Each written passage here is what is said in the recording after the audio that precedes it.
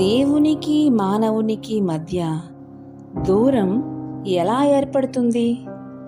విద్య లేదనా, అందము లేదనా, ధనము లేదనా, గొప్ప కులము కాదనా, ఇంకా అనేక కారణాలు అనుకోవచ్చు.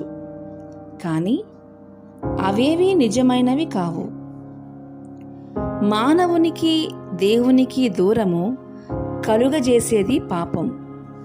పాపము మాత్రమే ఈ పని చేయగలదు.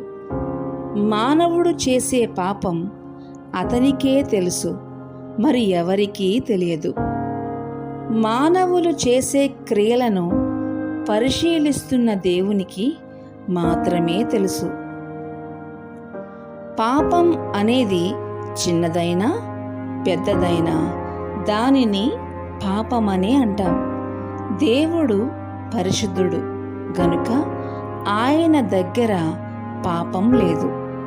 దేవునికి దగ్గర కావాలని అనుకున్నవాడు పాపం చేయకుండా ఉండాలి.